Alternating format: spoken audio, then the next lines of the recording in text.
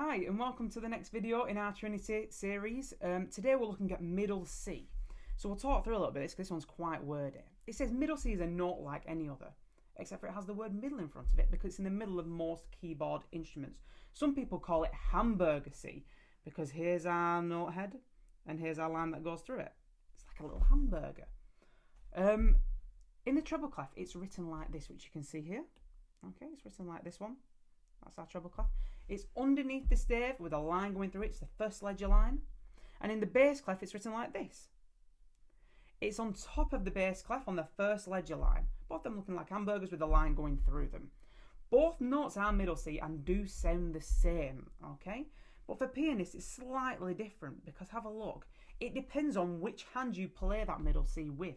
Usually you play it with the right hand if it's on the treble clef stave, and the left hand if it's on the bass clef stave.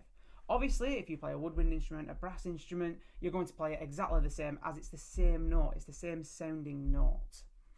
We're going to have a go at drawing some today, okay? We're going to have a go at drawing some today.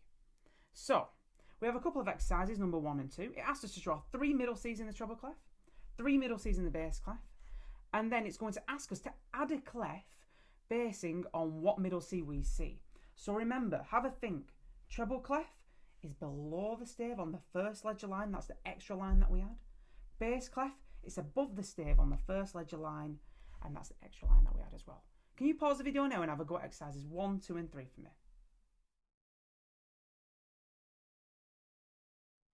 Okay, so now we should have done 1, 2 and 3. So we'll have a quick go at these together then. So, exercise number 1, we're going to draw some ledger lines, our hamburger C and our line up. Ledger line, hamburger C, line up. And then we're going to draw 3 middle C's in the bass clef. So a ledger line on top, our note head and a line down. Ledger line on top, our note head and a line down. And now here was the test. Here was the test. So we need to add a clef to check which middle C we're referring to, even though they both sound the same.